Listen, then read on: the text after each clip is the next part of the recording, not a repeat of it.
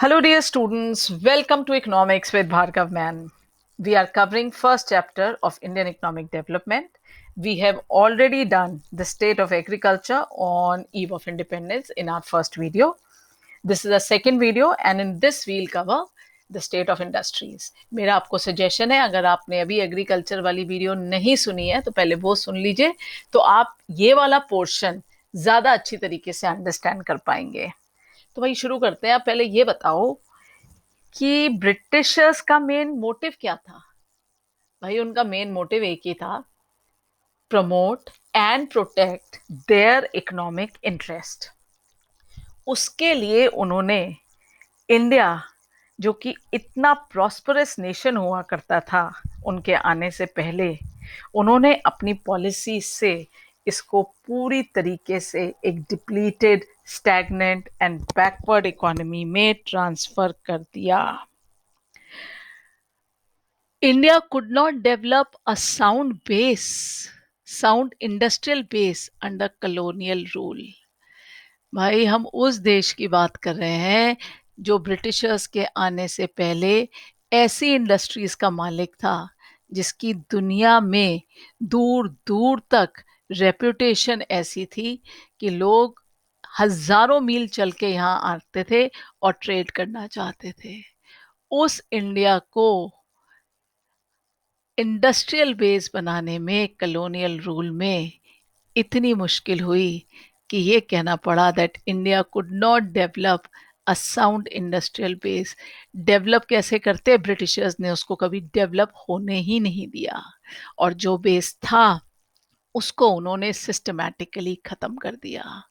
भाई क्या किया सबसे पहले उन्होंने उन्होंने सिस्टमैटिक डी इंडस्ट्रियलाइजिंग करी।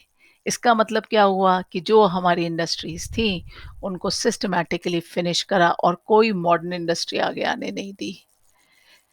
फिर क्या हो गया, अगर उन्होंने हमारी इंडस्ट्रीज खत्म करी, भाई उनका मेन मोटिव क्या था, protect and promote their economic interest. अगर वो हमारी इंडस्ट्रीज को खत्म नहीं करते तो फिर उनका माल, यानी कि ब्रिटिश इंडस्ट्रीज में बना माल कहाँ पे बिकता। हमारे यहाँ इसीलिए तो बिका ना, क्योंकि हमारी इंडस्ट्रीज नहीं थी अपनी डिमांड पूरा करने के लिए। तो जो भी हमारी डिमांड हुआ करती थी वो हम ब्रिटिश प्रोड्यूस्ड इंडस्ट्रीज से पूरा किया करते थे। दूसरी बात, उन्होंने हमारे फार्मर्स को कैश क्रॉप से कमर्शियल क्रॉप्स बनाने में एनकरेज कर दिया। अगर हमारी इंडस्ट्रीज चलती रहती तो वो जो कमर्शियल क्रॉप बन रहा था, कमर्शलाइजेशन हो रहा था, तो वो हमारे भी तो इंडस्ट्रीज उसको कंपटीशन में मिलती खरीदार। लेकिन क्योंकि हमारी इंडस्ट्रीज सिस्टमैटिकली खत्म कर दी गई थी तो हमारे फार्मर्स के पास सिर्फ एक ही खरीदार था, वो थे ब्रिटिशर्स। और ब्रिटिशर्स जो मन आता था वो पैसा उनको देते थे। तो रिजल्ट क्या हुआ, ना हमारा एग्रीकल्चर पनपा, ना हमारी इंडस्ट्रीज कभी डेवलप हो पाई। उनकी इंटेंशन क्या थी, उनकी इंटेंशन थी कि इंडिया एक एक्सपोर्टर ऑफ रॉ मटेरियल बन जाए और वो इम्पोर्टर ऑफ उनका फिनिश गुड्स बन जाए। उन्होंने अपनी इकोनॉमिक पॉलिसी से सिस्टमैटिकली इंडियन इंडस्ट्रीज को खत्म कर दिया। तो Britishers systematically finished Indian industries, but no new modern industries was set up. The primary motive of colonial government behind this policy of systematically deindustrializing India was twofold. क्या था भाई, intention was to reduce India to the status of mere exporter of important raw material for upcoming modern industries in Britain. हम यहाँ से raw material भेजते थे सस्ते दामों पे, वहां से जो फिनिश प्रोडक्ट आता था सस्ते दामों पे। अगर हमारी इंडस्ट्रीज यहाँ से कुछ सामान बेचती थी तो उसके ऊपर इतना टैक्स लग जाता था कि वो नॉन कॉम्पिटिटिव हो जाती थी। तो धीरे धीरे करके हमारी सारी इंडस्ट्रीज बंद हो गई। हम इंडियंस का तो कैरेक्टर ही बड़ा मस्त है, जहाँ दो पैसे सस्ते होते हैं हम किसी को भी बेच देते हैं। यही उस समय हुआ, हमारी इंडस्ट्रीज को उन्होंने सिस्टमैटिकली इस तरीके से डेवलप करा कि हमारा सामान उनकी इंडस्ट्रीज के मुकाबले महंगा मिलता था। तो धीरे धीरे करके हमारी सारी इंडस्ट्रीज बंद हो गई, और फिर हम अपनी डिमांड कहाँ से पूरी करते थे, ब्रिटिश से बनी इंडस्ट्रीज से। सो उनका सेकेंड मोटिव भी पूरा हुआ। वो क्या था, to turn India into market for finished products of those British industries so that their continued expansion could be ensured to the maximum advantage of their home country. उनका जो इकोनॉमिक पॉलिसी का motive था ना, promotion and protection of economic interest, पूरा हुआ। अगर आपने पहली वाली वीडियो देखी है तो आपको समझ में आएगा ये। दूसरी बात क्या हुई भाई इंडस्ट्रीज को लेकर, हैंडीक्राफ्ट इंडस्ट्रीज उन्होंने बंद कर दी डी इंडस्ट्रियलाइजेशन में। कोई मॉडर्न इंडस्ट्री आई नहीं ऑल्टरनेट, तो भाई जो लोग उसके अंदर काम करते थे वो कहाँ जाएं? There was massive unemployment. तो जब मैसिव अनएम्प्लॉयमेंट हुई और कोई नई इंडस्ट्रीज आई नहीं, तो सारे के सारे ये लोग किसके ऊपर डिपेंड करने लग गए? एग्रीकल्चर के ऊपर। तो जो एग्रीकल्चर था वो ओवर बर्डनड हो गया, पहले ही वो स्टैग्नेटिंग था, पहले ही उसके अंदर प्रोडक्टिविटी लो थी, अब और भी ज़्यादा लोग उस पर डिपेंड करने लगे। तो भाई इंडियन फार्मर्स, इंडियन इकोनॉमी का हाल बद से बदतर तो होना ही था। तो देखिए, although there was a decline of handicraft industry, no new modern industry was established in India. This resulted in massive unemployment because handicraft industries were no longer there, and all those who were in handicraft industry now started to depend on agriculture. तो भाई handicraft industry बंद होने से agriculture पे और मुसीबत। दूसरी बात, हैंडीक्राफ्ट इंडस्ट्री बंद हो गई यानी कि लोकली प्रोड्यूस्ड प्रोडक्ट्स बंद हो गई, तो सारी की सारी डिमांड किससे पूरी होती थी? ब्रिटिश इंडस्ट्रीज की बने सामान से। चल पड़ी ब्रिटिश इंडस्ट्रीज तो। Also, no supply of goods to fulfill the demand as no local industry was set up.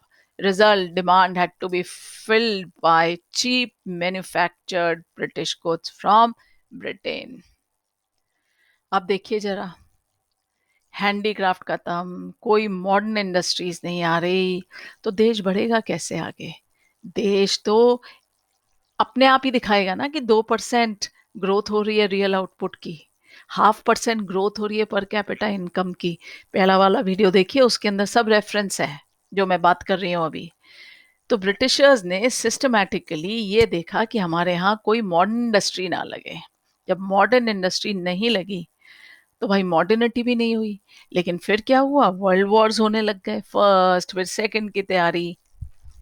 तो अपने बेनिफिट के लिए जो इंडस्ट्रीज उनको चाहिए थी, ब्रिटिशर्स ने second half of 19th century में थोड़ी थोड़ी वो लगवानी शुरू करी। जैसे उन्होंने कॉटन एंड जूट इंडस्ट्री को डेवलप करा। कॉटन इंडस्ट्री को महाराष्ट्र में और गुजरात में, जूट इंडस्ट्री को बंगाल में। Jute industry was basically dominated by foreigners. और 20th सेंचुरी के अर्ली 20th सेंचुरी में उन्होंने आयरन एंड स्टील इंडस्ट्री लगाई। TISCO was incorporated in 1907। उन्होंने शुगर, सीमेंट, पेपर, इन सब की भी इंडस्ट्रीज लगाई, लेकिन हर वो इंडस्ट्री लगाई जो उनके यूज की थी, या वो इंडस्ट्रीज लगी जिसको प्राइवेट एंटरप्रेन्योर जो उस समय कुछ ही हुआ करते थे उन्होंने फोर्स करके उसको लगा ली। ब्रिटिशर्स ने अपनी तरफ से इंडिया को डेवलप करने के लिए कोई मॉडर्न इंडस्ट्री नहीं लगाई। सबसे ज़्यादा जो खराब बात रही वो ये रही कि ब्रिटिशर्स ने हमारे यहाँ कभी भी कैपिटल गुड इंडस्ट्री नहीं लगने दी। अब कैपिटल गुड इंडस्ट्री क्या होता है? वो इंडस्ट्री जो मशीनें बनाती है, टूल्स बनाती है फैक्ट्रीज के लिए, जिससे कि फैक्ट्रीज बढ़े, इंडस्ट्रीज बढ़े। लेकिन जब कैपिटल गुड इंडस्ट्री नहीं होगी, टूल्स ही नहीं बनेंगे, मशीन ही नहीं बनेंगे, तो फिर इंडस्ट्रीज कैसे लग सकती हैं? रिजल्ट ये हुआ कि इंडिया में कभी इंडस्ट्रीज प्रमोट ही नहीं हुई। और ब्रिटिशर्स ने ऐसा क्यों करा? ऐसा इसलिए किया क्योंकि अगर वो इंडस्ट्रीज को प्रमोट कर देते तो उनकी इंडस्ट्रीज को कंपटीशन मिलने लगता है ना। So capital good industry produce machine, tools used for producing articles for current production. No capital good industry was set up to help promote industrialization in India. क्यों? क्योंकि वो तो फिर एक कंपटीशन हो जाता ब्रिटिशर्स के लिए। तो ब्रिटिशर्स ने जड़ से ही खत्म कर दी चीज। क्यों? क्योंकि जो कैपिटल गुड होते हैं वही तो जड़ होती है, वही तो एक स्ट्रॉन्ग बेस देता है इंडस्ट्री का। फिर हमारा देश 200 साल की गुलामी के बाद रिसोर्सेज में बहुत पीछे रह गया था, और जो प्राइवेट लोग थे उनके पास तो बिल्कुल भी रिसोर्सेज नहीं थे। तो भाई ऐसे में जो गवर्नमेंट होती है उसका रोल बहुत बढ़ जाता है। लेकिन उस समय राज किसका था? ब्रिटिशर्स का। उन्होंने कोई रोल नहीं करा प्ले। उन्होंने कोई पब्लिक सेक्टर यूनिट लगाने की बात नहीं करी।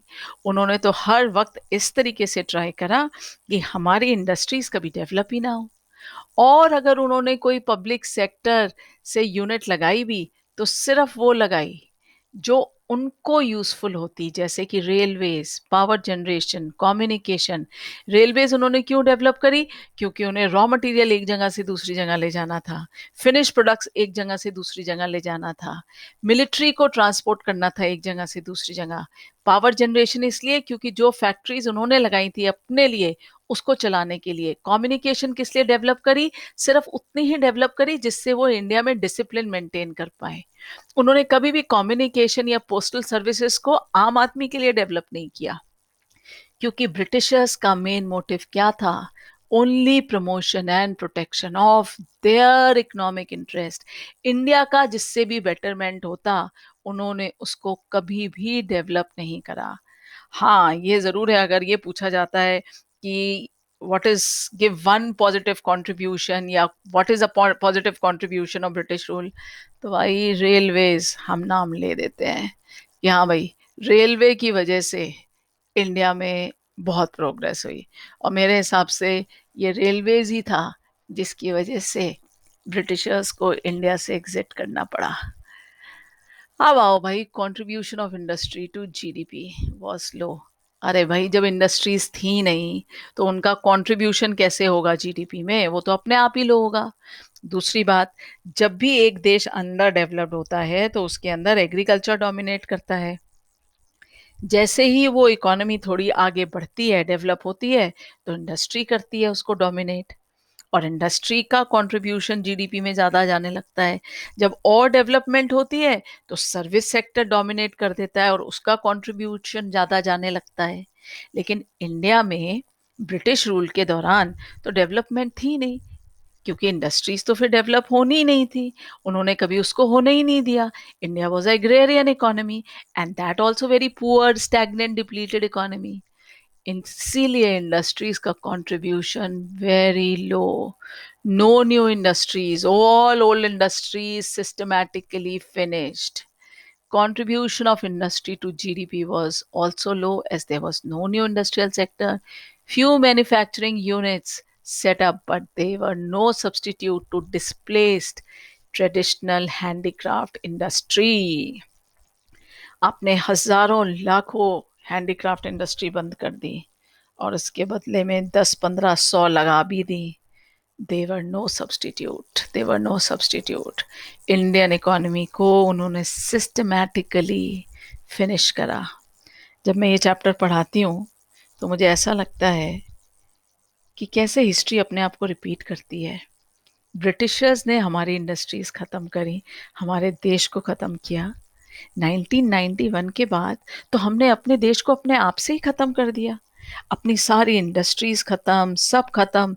किसको हमने अपने ऊपर हावी होने दिया? चाइना को। आज चाइना की इंडस्ट्री चल रही है, हमारी इंडस्ट्री तो सिस्टमैटिकली हम लोगों ने खुद से ही बंद कर दी। सोचने वाली बात है कि क्या जिस डायरेक्शन में हम जा रहे हैं या मूव कर रहे हैं, was that the right direction? Think about it.